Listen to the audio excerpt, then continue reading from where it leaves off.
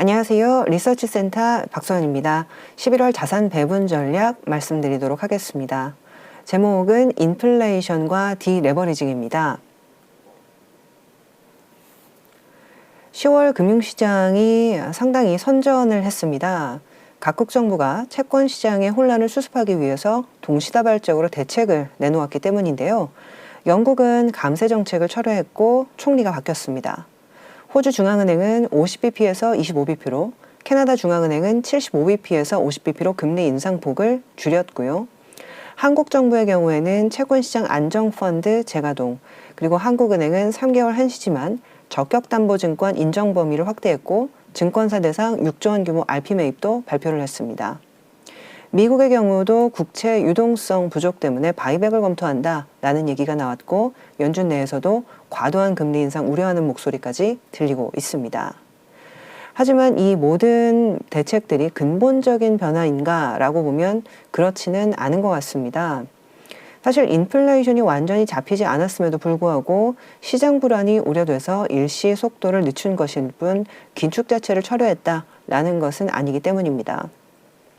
한국은행도 6조 원 규모 RP 매입을 발표하면서 동 조치는 금융 안정을 위해서 시행하는 것이지 RP 매입의 경우 공급된 유동성은 공개시장 운영통에 흡수되므로 현 동아정책 기조와 배치되는 것이 아님이라며 단서를 달았습니다. 연준도 금리를 천천히 덜 올리겠다라는 것이지 내린다라는 것은 아닙니다.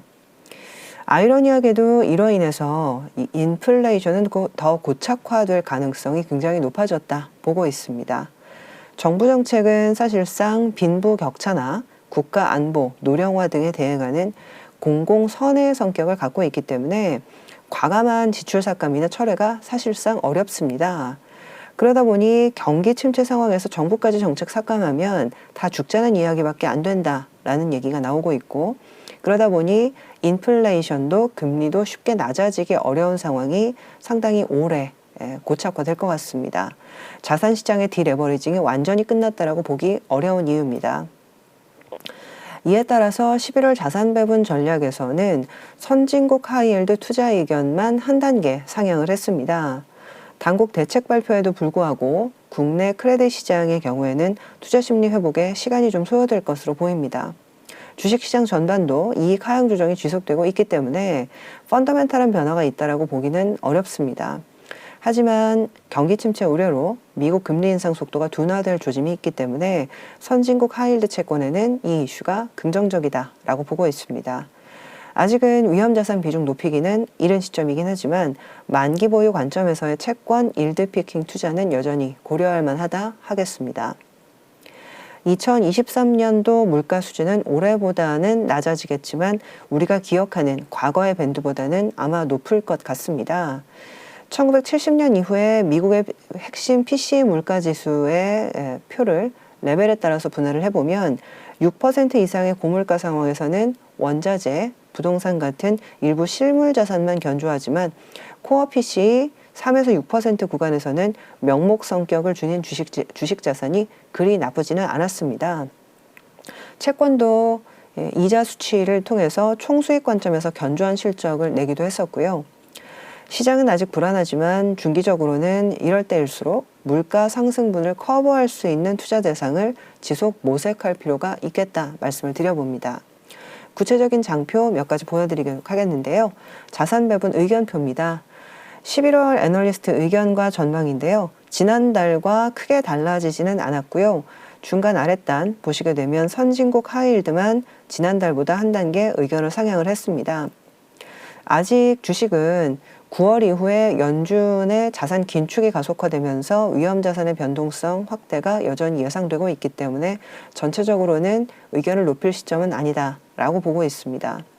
하지만 채권은 글로벌 통화긴 정책이 과잉 긴축 수준까지 가파르게 진행되면서 오히려 경기 침체 우려 때문에 긴축폭을 축소하겠다 얘기가 많이 나오고 있습니다. 이에 따라서 국고채 그리고 하이힐드 전반에 대해서 투자 의견을 좀 올릴 수 있다 보고 있고요. 신흥국 채권에 대해서는 아직 중립 의견이지만은 전체적으로 일드 피킹 관점에서의 투자 말씀을 드리도록 하겠습니다. 대체자산의 경우에는 급격한 금리 인상 여파, 레고랜드발 자금 경색으로서 여전히 이제 부동산 리츠 투자 심리는 좀 어두운 것 같습니다. 하지만 지금 이자 비용 상승에 따른 배당금 하락 가능성 때문에 굉장히 고통을 받았지만 임대료 상승분 이런 부분들이 일부 상쇄가 될 수 있기 때문에 배당금의 절대 하락분은 좀 크지 않다. 오히려 지금 과매도 구간에 진입했다라고 의견을 말씀드립니다. 11월 모델도 잠깐 보여드리도록 하겠는데요. 오른쪽 위는 미국 경기선행지수입니다. 지금 작년 7월부터 지속적으로 떨어지고 있습니다.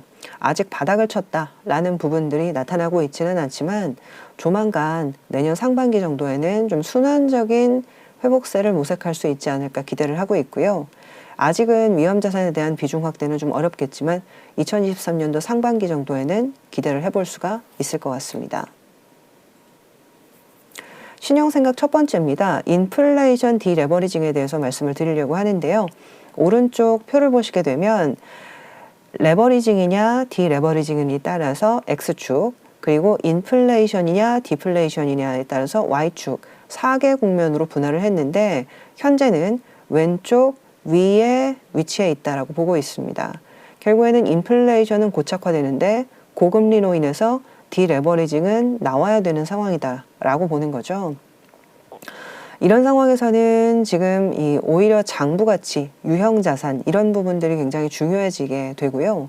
왜냐하면 경기가 좋고 레버리징 사이클이라고 한다면 오히려 밸류 주식, 그 다음에 이제 시클리컬, 그리고 이제 부동산 이런 부분들이 굉장히 좋게 되는데 지금은 인플레이션임에도 불구하고 디레버리징 사이클이기 때문에 당장의 지금 자산 안전성을 보전하고 인플레이션을 해지하는 것에 좀 더 중점을 둘 가능성이 높습니다. 그러다 보니 인컴 자산, 배당, 북밸류, 저 PBR 이런 부분들이 굉장히 좀 중요해지는 시기이고요. 따라서 과거에 보지 못했던 인플레이션과 디레버리징이 함께 나타나는 상황들이 전개될 것이다 말씀을 드립니다. 세 가지 디레버리징인데요. 지금의 디레버리징이 과거와 어떻게 다르냐. 97년도 외환위기와 2000년 테크버블 때는 기업 부채의 디레버리징 사이클이었습니다. 이런 경우에는 기업 파산과 M&A 사이클이 굉장히 활성화되는 경향이 있고요. 2008년도 미국 금융위기는 가계부채의 디레버리징 사이클이었습니다. 가계부채의 디레버리징을 돕기 위해서 양적 완화가 일반화됐었고요.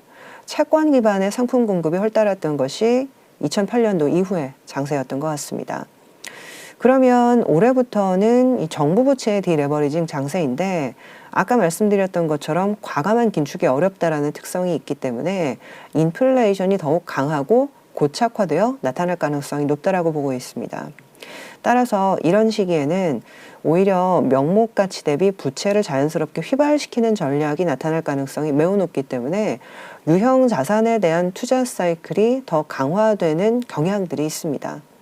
따라서 북밸류, 노미널, 디비던드, 인컴 등의 팩터가 굉장히 좀 중요할 것 같고요. 절세 전략이 동반되는 것이 이번 사이클의 특징이다 말씀을 드립니다. 역사적 물가 레벨과 자산별 수익률인데요. 저희가 미국의 코어 PC, 근원 PCB 물가 레벨 기준으로 해서 3% 미만일 때, 3에서 6%일 때, 그리고 6% 이상일 때 자산별 연율화 수익률을 한번 구해봤습니다. 오른쪽 아래 보시게 되면 6% 이상의 고물가 수준에서는 원자재와 부동산이 굉장히 좋고 주식은 아주 안 좋은 경향성을 보입니다. 사실 올해는 이러한 시나리오를 좀 반영했던 시기라고 볼 수가 있겠죠. 근데 왼쪽을 보시게 되면 자산별 연율화 3에서 6% 구간입니다. 이런 경우에는 오히려 원자재와 부동산은 사실상 중간 정도의 수익률을 보이지만 오히려 한국 주식, 미국 주식, 유럽 주식이 과거에는 나쁘지 않았던 경우들이 많았습니다. 결국에는 물가가 아주 높지도 아주 낮지도 않은 상황에서는 오히려 명목 성격을 가진 주식 자산이 그렇게 나쁘지 않았다라는 것인데요. 따라서 향후에 내년도 경기가 조금 돌아서게 됐을 때 위험 자산에 대한 베팅 타이밍을 좀 재는 것이 이번 사이클의 핵심이 될 수 있다 말씀을 드려봅니다. 네, 아직은 좀 어두운 시기지만은 앞으로 나타날 변화에 대해서 저희들이 좀 더 면밀하게 모니터링하고 말씀드릴 수 있도록 하겠습니다. 오늘 자산 배분 전략 여기까지 마치겠습니다. 감사합니다.